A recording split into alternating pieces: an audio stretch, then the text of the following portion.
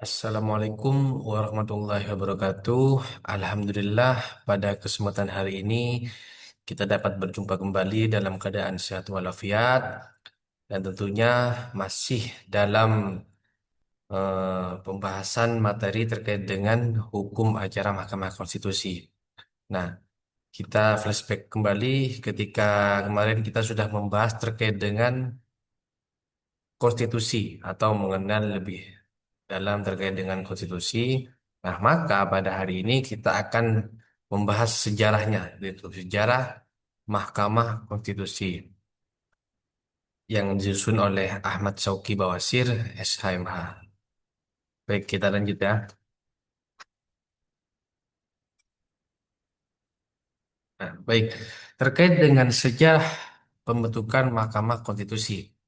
Nah, jadi sejarah berdirinya Lembaga Mahkamah Konstitusi atau MK diawali dengan diadopsinya ide MK, yakni Constitutional Court, dalam amandemen konstitusi yang dilakukan oleh Majelis Permusyawaratan Rakyat atau disingkat MPR pada tahun 2001.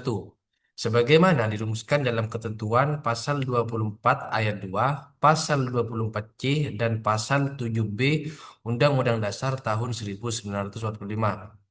Hasil perubahan ketiga yang disahkan pada 9 November 2001.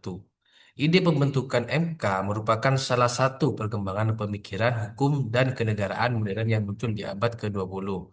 Nah, setelah MK disahkan, perubahan ketiga undang-undang setelah disahkannya perubahan ketiga Undang-Undang Dasar tahun 1945, maka dalam rangkaian menunggu pembentukan MK, MPR menetapkan Mahkamah Agung atau MA menjalankan fungsi MK untuk sementara sebagaimana diatur dalam pasal 3 Aturan Peralihan Undang-Undang Dasar tahun 1945 hasil perubahan keempat seperti itu. Nah, itu sejarah singkat dari pembentukan Mahkamah Konstitusi. Nah, DPR dan pemerintah kemudian membuat rancangan undang-undang mengenai Mahkamah Konstitusi. Setelah melalui pembahasan mendalam, DPR dan pemerintah menyetujui secara bersama Undang-Undang Nomor 24 Tahun 2003 tentang Mahkamah Konstitusi pada 13 Agustus tahun 2003 dan disahkan oleh Presiden pada hari itu. Lembaran Negara Nomor 98 dan tambahan Lembaran Negara Nomor 4316.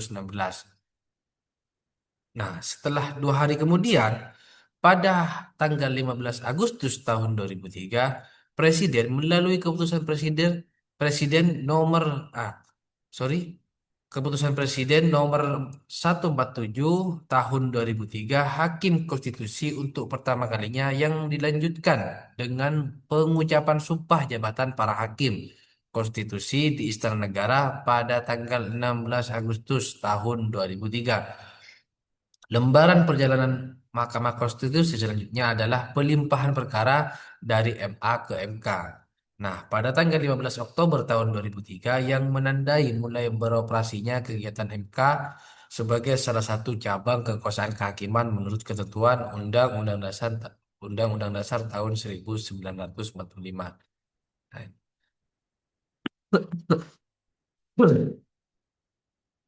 jadi itu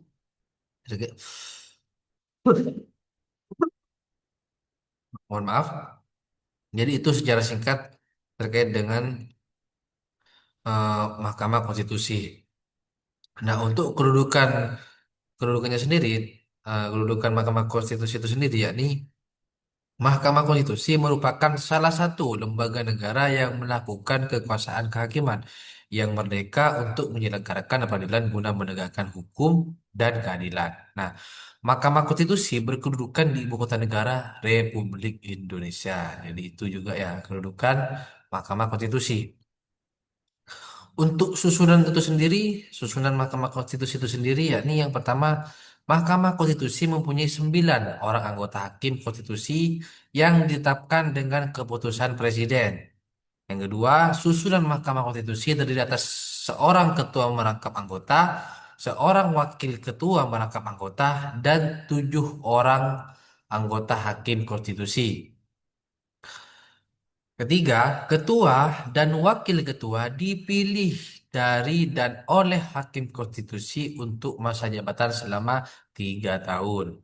Nah, sebelum ketua dan wakil ketua Mahkamah Konstitusi terpilih sebagaimana dimaksud pada ayat 3, rapat pemilihan ketua dan wakil ketua Mahkamah Konstitusi dipimpin oleh Hakim Konstitusi yang tertua usianya.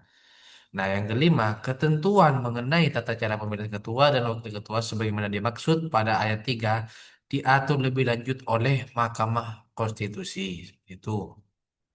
Nah, selanjutnya ini Sekretariat Jenderal dan Kepaniteraan. Untuk kelancaran pelaksanaan tugas dan wewenangnya, Mahkamah Konstitusi dibantu oleh sebuah Sekretariat Jenderal dan Kepaniteraan. Ketentuan mengenai susunan organisasi, fungsi, tugas, dan wewenang Sekretariat Jenderal dan Kepaniteraan Mahkamah Konstitusi diatur lebih lanjut dengan keputusan Presiden atas usul Mahkamah Konstitusi itu sendiri. Nah, anggaran Mahkamah Konstitusi dibebankan pada mata anggaran tersendiri dalam anggaran pendapatan dan belanja negara.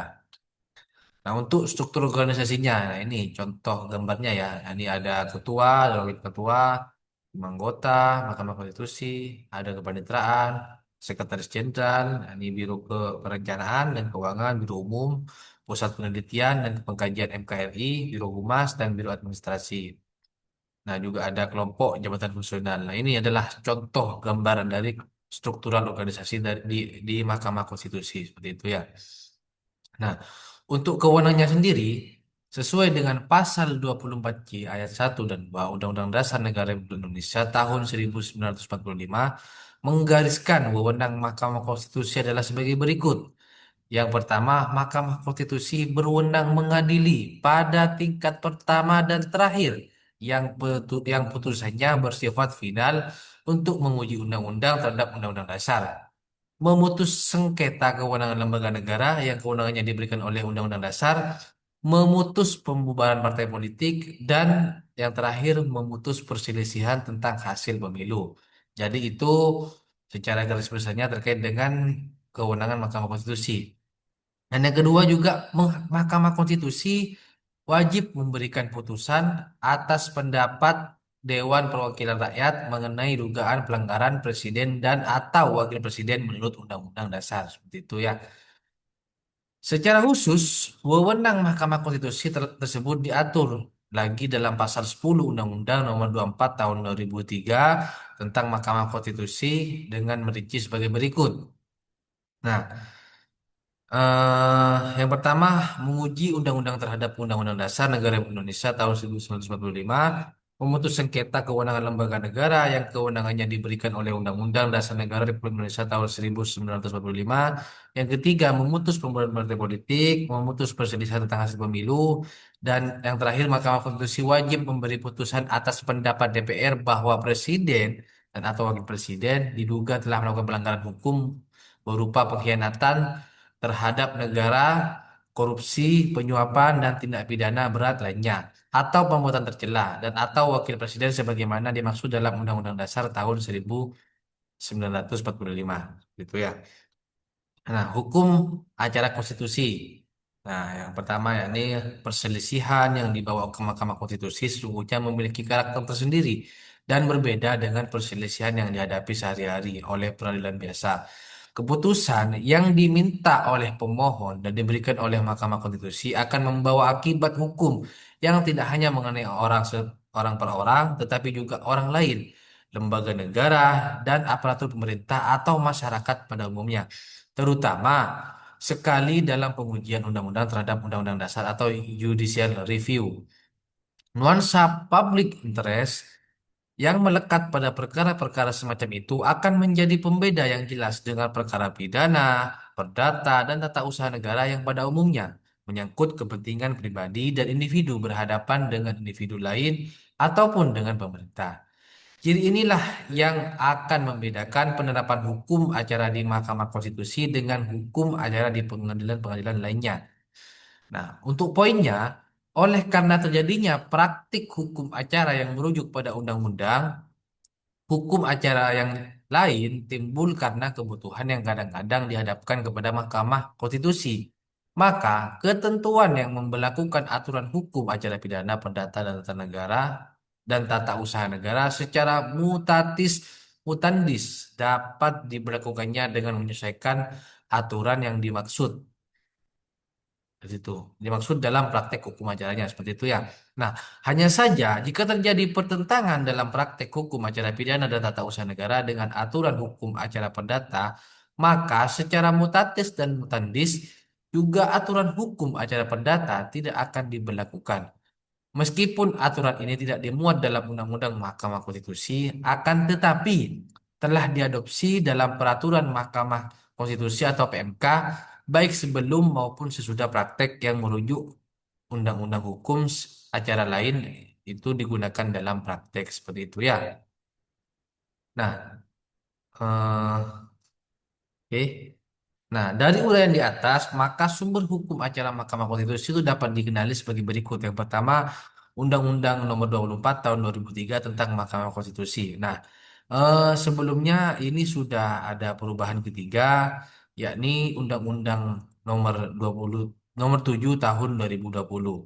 Nah, jadi Undang-Undang Nomor 24 Tahun 2003 ini merupakan Undang-Undang MK asli. Nah, ada perubahan yakni yang terbaru Undang-Undang Nomor 7 Tahun 2020. Perubahan ketiga atas Undang-Undang Nomor 24 Tahun 2023. Itu yang terbaru ya. Yang kedua, Peraturan Mahkamah Konstitusi atau PMK. Yang ketiga, Jurisprudensi Mahkamah Konstitusi Republik Indonesia. Yang keempat adalah Undang-Undang Hukum Acara Perdata, Hukum Acara Peradilan Tata Usaha Negara, dan Hukum Acara Pidana Indonesia.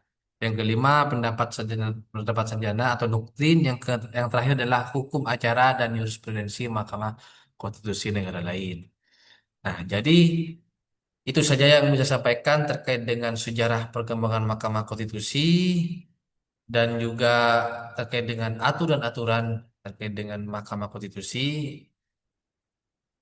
Kalau ada pertanyaan atau ada yang tidak dipahami, bisa ditanyakan secara langsung ataupun bisa melalui lewat email dan juga WA secara pribadi.